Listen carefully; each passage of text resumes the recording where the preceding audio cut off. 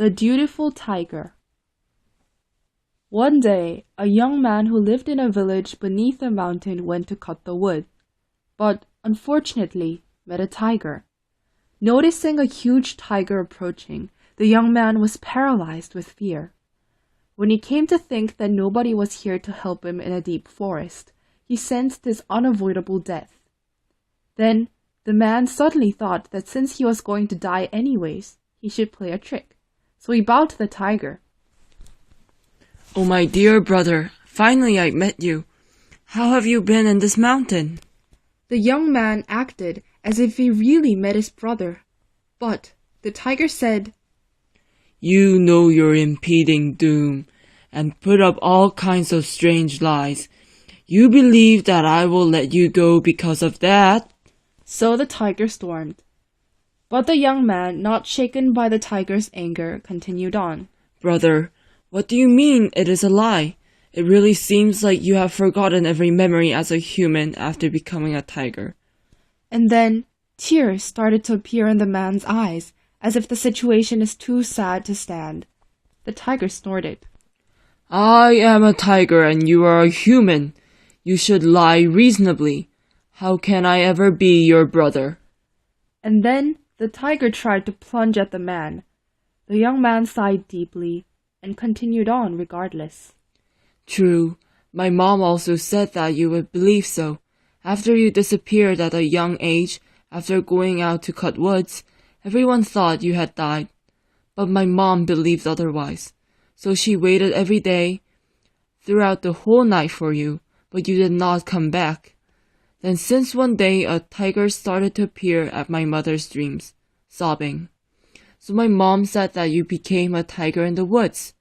At the time, I did not believe her words, yet I cannot hide my joy after I found you today. How happy will my mother be when she finds out this fact?" The young man dropped heavy tears. Watching the man, the tiger started to become puzzled. "No man before has been this glad. Although there were many who cried for their lives, there must be a reason." And to determine whether he really was a human child that turned into a tiger, she tried to recall her childhood. But she could not remember any, so she began to believe that the young man might be true. "If I had been a little boy, how sad would my mother have been to lose me?" The tiger said to the young man, "Although your words would be right and I was a human, what use is there when I am now a tiger?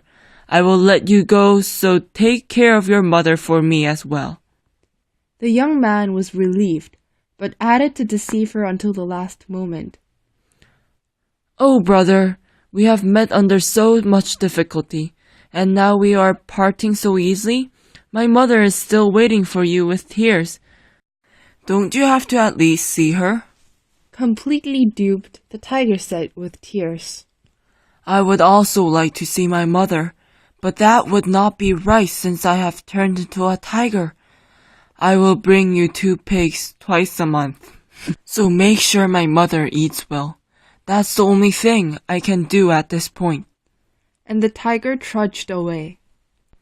The young man, having saved his life, ran hurriedly away to his home and forgot this incident. Few days later, the young man was surprised to see a wild boar lying dead on the backyard. Recounting the tiger's words, he realized that the boar was the tiger's present. Every full moon, the tiger brought the boar to the backyard. The young man and her mother was grateful and feasted on the pork. The next year, the mother died, and the tiger quit his routine of bringing wild pigs.